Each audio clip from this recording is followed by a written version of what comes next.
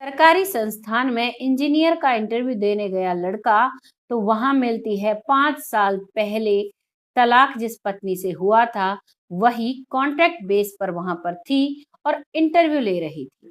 इस मंजर को वो देखता है तो काफी हैरान होता है। वैसे तो वो अपना जो इंटरव्यू है वो एक ही बार में क्लियर कर देता है, लेकिन जो पत्नी इतने दबाव से और इतने रुआब से रहती थी, आखिरकार उसकी हालत ऐसी कैसे हुई कि वो वहां पर आ जाती है। नमस्कार, मैं महक चौधरी आज आपके सामने फिर से एक सच्ची घटना के साथ।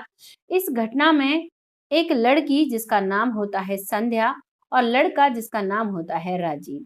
संध्या जो है वो नोएडा की रहने वाली है और लड़का जो है वो गाजियाबाद का रहने वाला है। दोनों में शादी होती है 2011 में और शादी के बाद जैसे ही नई दुल्हन घर पर आती है, घर परिवार में काफी खुशियां होती हैं। लेकिन नई दुल्हन जब घर पर थी और सास बहुत खुश थी कि अब बेटे की बहू आ गई है, सब कुछ संभाल लेगी, लेकिन वहीं पर कुछ उलट होता है। जो बेटे की बहू होती है, क्योंकि वो नोएडा की थी, उसे घर के कामकाज से ज्यादा मतलब नहीं था।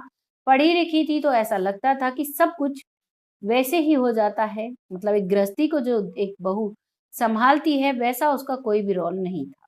साथ ही साथ वो माँ जब अपने बेटे से कहती है तो बेटा भी उससे कहता है, तभी वो कहती है कि ठीक है मैं तो काम कर लूंगी, लेकिन साथ के साथ आपको भी मेरे साथ काम करवाना होगा।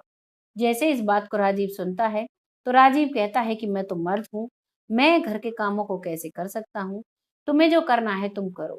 और अब इसी बात को लेकर पत्नी जो है वो बात बात पर ये सोचती कि मेरा पति तो मेरी साइड ही नहीं लेगा, और सास जो है उसे ऐसा लगता कि सारा काम बहू ही कर लेगी।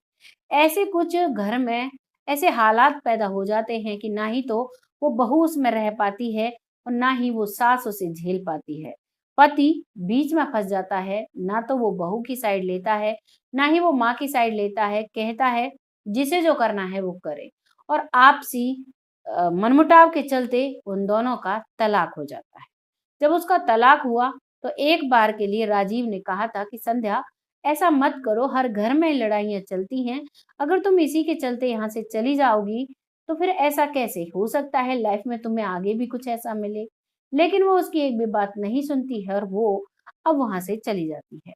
तलाक के बाद वो अपने घर जाती है। उसके भैया भाभी बहुत कम समय उसे झेल पाते हैं।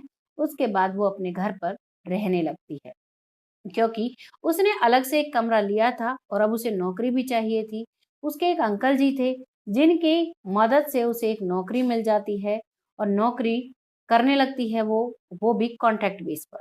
कॉन्ट्रैक्ट बेस पर नौकरी जब करती है तो वहीं पर इंटरव्यू देने के लिए राजीव आता है, क्योंकि राजीव बहुत पढ़ा लिखा था और जैसे ही उसका पत्नी से तलाक होता है तो वो पढ़ाई में और लग जाता है और एक अच्छी तैयारी कर कर इंजीनियरिंग के लिए तैयारी करता है। और वहां पर उसका पहले इंटरव्यू में ही उसका सब कुछ क्रैक हो जाता है, पास हो जाता है और उसे नौकरी मिल जाती है। अब संध्या जो थी वो देख चुकी थी कि ये तो एक ही बार में पास हो गया और इसे नौकरी भी मिल गई, और मेरे पास क्या है, कुछ भी नहीं। संध्या आज भी मंगलसूत्र और मांग में सिंदूर भरा करती थी, क्योंकि प्यार तो वो राजीव से ही करती थी और घर के मनमुटाव की वजह से उसे छोड़ने पर मजबूर हो जाती है। यही सिलसिला लगातार उस परिवार में चलता रहा। उन सब चीजों के चलते वो इतनी परेशान हो चुकी थी कि उसे मजबूरन राजीव से दूर रहना पड़ रहा था। अब जब उसे नौकरी मिल चुकी थी तो राजीव के वो पाँव पकड़ लेती है। कहती है, मैं तुम्हारे बगैर नहीं रह सकती, बहुत समय मैंने तुम्हारे बगैर काटा है, मुझे माफ कर दो, जो भी गलती थी मेरी थी, जैसे भी रखोगे मैं उसी घर में रह लूंगी। राजीव कहता है कि माँ से बात करूंगा तब बताऊंगा।